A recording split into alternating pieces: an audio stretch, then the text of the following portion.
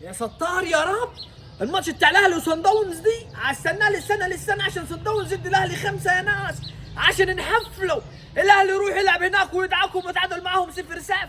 ايه يا مال يا ابو، ده ملعبهم في عز الجيل، في عز النيران. انه الاهلي اللي احسن من صن داونز هناك. يا امال الحكايه دي يا باي. هي فيها صديق مالك شايل لي الطين كديتي؟ ولا شايطين ولا حاجه.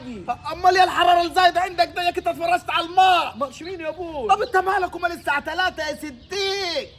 عاوز تروح للدكتور دلوقتي؟ طبعا انت كنت عاوز تحفل النهاردي.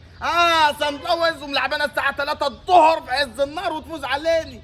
انا كنت مستني ال5-0 يا زيدان ولا ال5-1 بتوع زمان، بس شكلهم ما فيش السنه دي خالص. لا خلاص بطل الشغل ده يا صديق، كل سنه وانت طيب. عود علينا وعليك بخير. ما فيش لعيبه رجالي، لعيبه وقفت وقفه رجاله واثبتت ان هي افريقيا ان شاء الله في جيبنا يا صديق. اقول لك على حاجه يا زيدان، خير. الزمالك لما لعب سلمبوش دي اتعادل معاه هناك 0-0 وجاه نخسر، وانتوا هتعملوا زي دي وما حصلتش النتيجه دي. قول صديق افهمش في الكوره. مين اللي خسر؟ افهمها بس. الزمالك. طب الزمالك يا صديق حصلت قبل كده مع الاهلي؟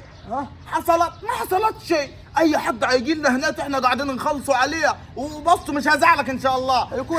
الكوره لهاش كبير. لا بيجي ليها يا صديق، احنا كبار الكوره. وما تزعلش يا عم، هوريك ال5 اللي انت عاوز تشوفه.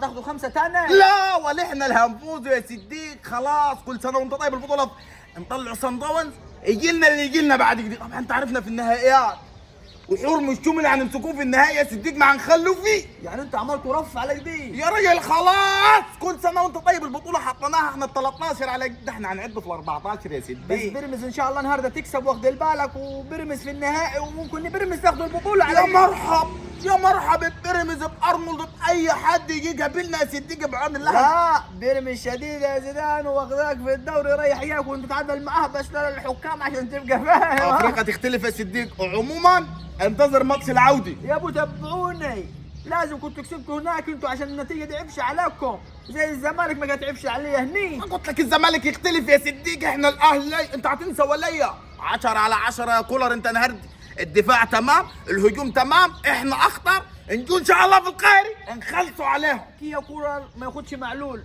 كيا انت لكش صالح انت.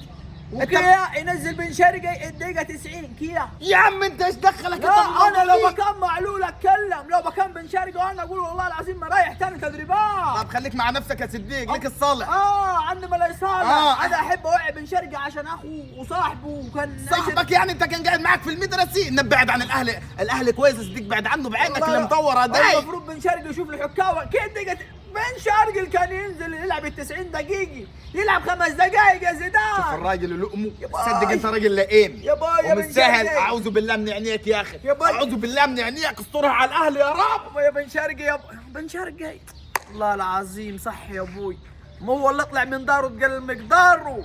ما هو لو قاعد في الزمالك كنا عملنا له تمثال.